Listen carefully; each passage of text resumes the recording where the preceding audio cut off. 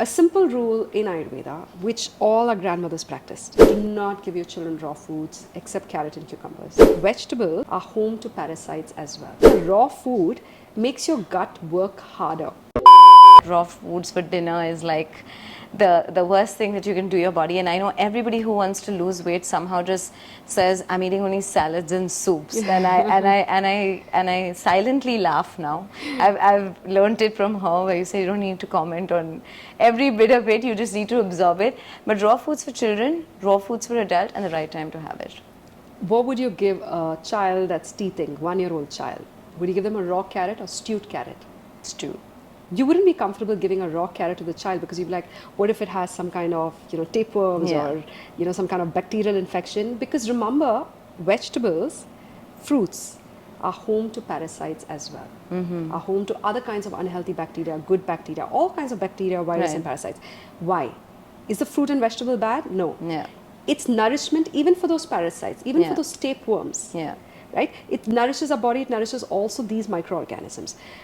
A simple rule in Ayurveda, which all our grandmothers practiced: any vegetable that came home was blanched in hot water. Okay, so it would take off all the bacteria, the many hands that it has crossed, and the many containers it has crossed before coming to you. It takes away all the unhealthy bacteria. The bacteria from the soil is good, but the bacteria from the human hands is not so good, right?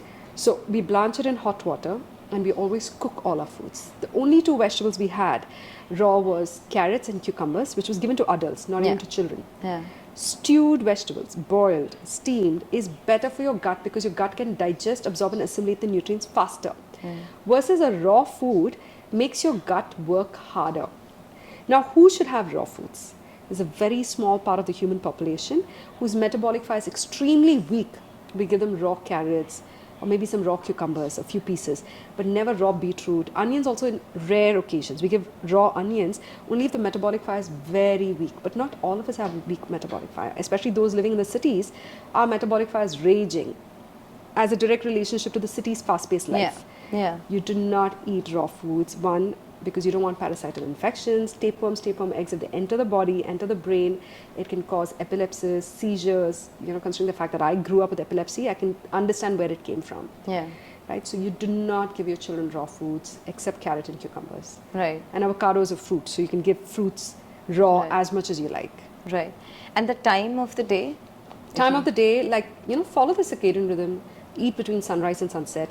And the best time to eat raw foods, I would say, is in the afternoon. When the sun is at the peak, your metabolic fire is at the peak, your body's ability to break down that raw food is better. Otherwise, remember, your body has to work harder to eat the raw food. In the evening is not a good time. Right. Evening is a great time for you to have maybe some sauteed vegetables. Lightly cook it. Yeah. It also improves saliva in your mouth. Right. The sauteed vegetables, the spices and the condiments and the herbs in it.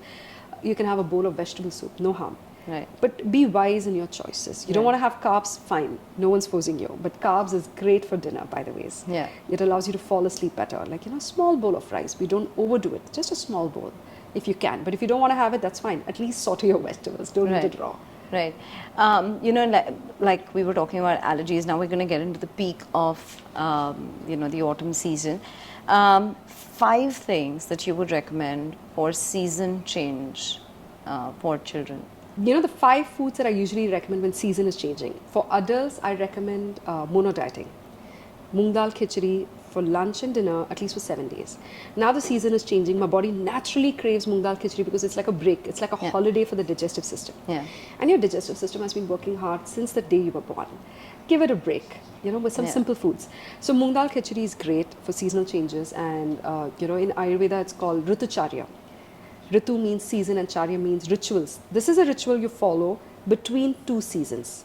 This allows your body to acclimatize to the new season without falling sick. That's 1. 2, for children, I usually recommend honey and ginger. Ginger is anti-inflammatory, antibacterial, antiviral, and ginger is all season. It's not a seasonal vegetable or a spice for that matter. You can use ginger in all your cuisines, and if you're someone with a very weak immunity, maybe you want to include some garlic. I like the heaty spices like cinnamon, cardamom, clove, carom seeds, pepper, black pepper, the whole pepper, and turmeric.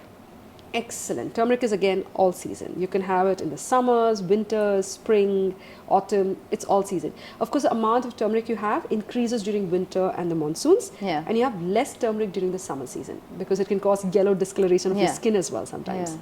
So these are some basic herbs and spices that you must keep in your kitchen.